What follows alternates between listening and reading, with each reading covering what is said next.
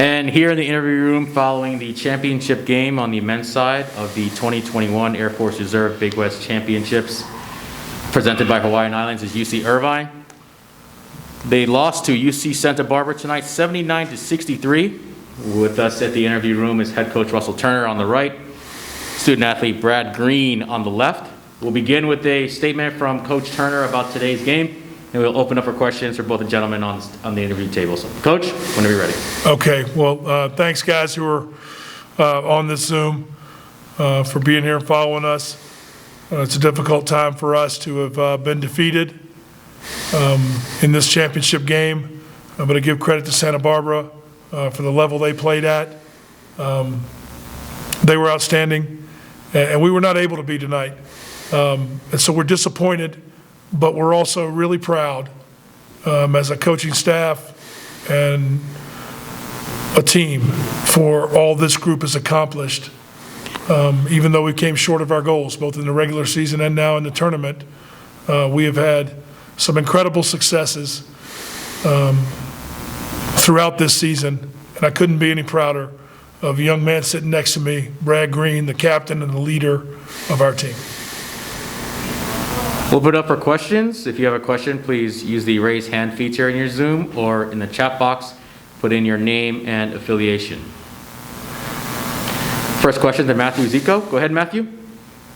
Matthew Zico at the university. Brad, of course it's not how you wanted to turn out tonight, but what has this experience taught you being with your team and coaches in such a high pressure environment? What are some of the things that you will remember?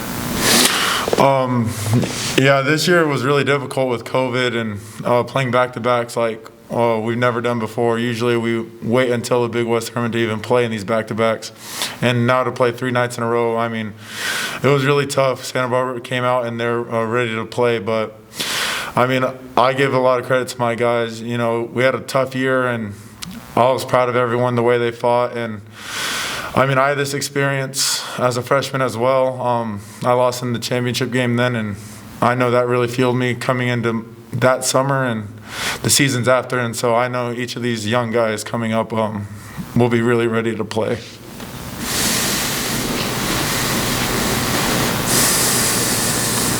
Brad, after beating Santa Barbara twice during regular season, what was different between those teams and the one that you faced tonight? I think it just comes down to competition. I mean, we were ready to play then. We came out ready to play tonight. It was just one of those things where it was an emotional game. It was a mental game. And unfortunately, we couldn't hold it together through the whole game. And, I mean, congratulations to them. And hopefully they represent the Big West well. Bob Kaiser, next question. Go ahead, Bob. You were, Russ, you were guys down by 5 midway through the second half as game closed all then. Was there anything particular that changed at that point in your memory? Nothing particular. I thought that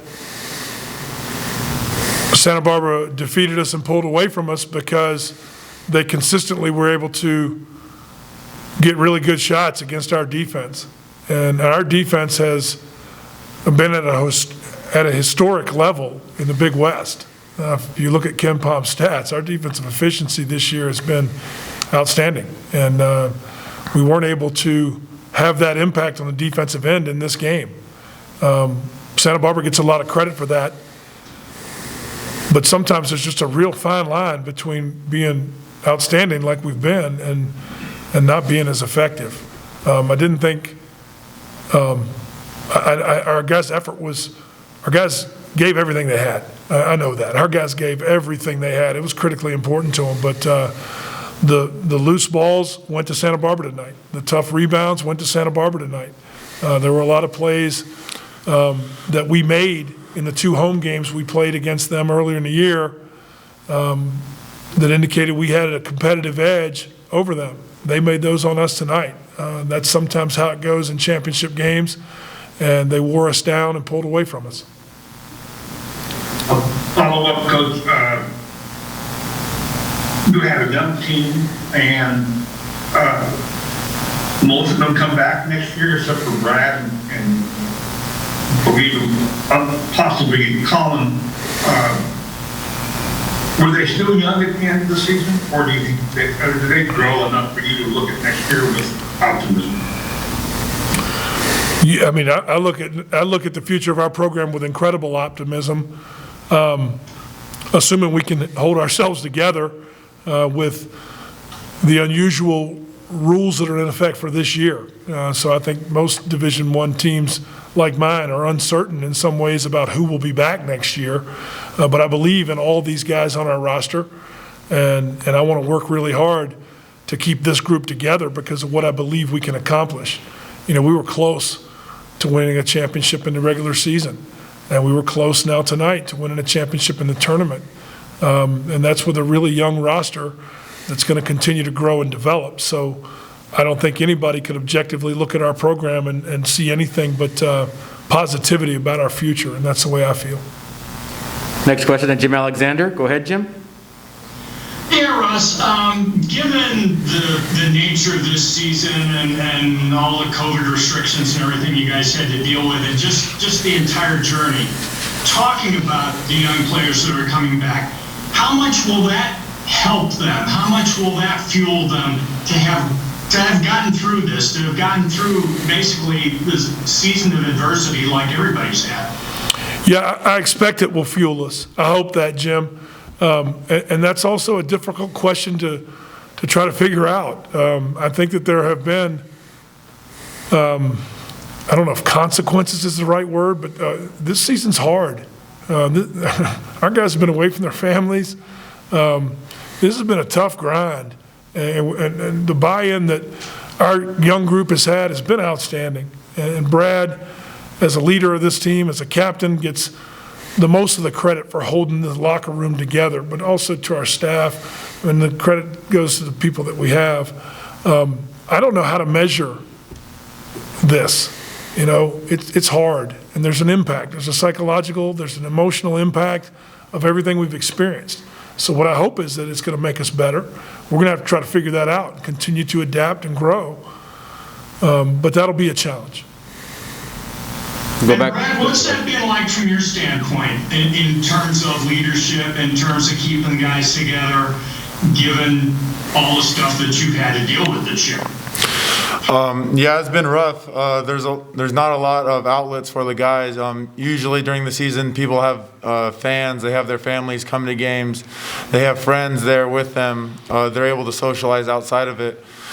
This year, I thought we did a really good job with just staying together on campus, staying together with one another, creating our own energy in games. A lot of these games can be swayed, I feel like, with the energy from a crowd and the energy like that can be brought. And so to battle through the conference with no fans, with just ourselves, achieve a second place title, and then again to make it all the way to the conference championship in the Big West tournament, I feel like it was just like it's our guys and wanting to compete, wanting to be with one another.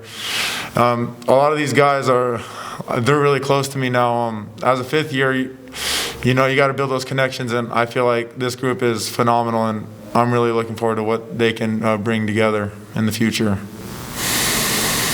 Back to Bob. Go ahead, Bob. Brad, what are your plans now? You've had a career going from freshman who wasn't highly touted to being a team leader. What's your basketball future? That's a discussion I'm going to have with my coaches following this. We're looking to get into spring and see what goes on now and decide what comes next later. And I've told Brad that I've got his back with whatever he wants to do. You know, I couldn't be prouder of all that he's accomplished. And if he wants to run it back with this group and try to get better and try to see what we can accomplish together, I would welcome that with open arms. If he wants to move on in the world, I'm going to do everything I can to help him. He's earned that from this program. There's maybe never been a guy who's grown and improved through the time he's been in our program since I've been here the last 11 years, as much as Brad Greene has. He knows I feel that about him, and I think many of our fans also feel that because of how closely they've watched him physically improve. But I've seen that improvement so many other ways. Final question. All right, thank you, gentlemen. Congratulations on your season and safe travels back to Irvine. Thank you. Appreciate it.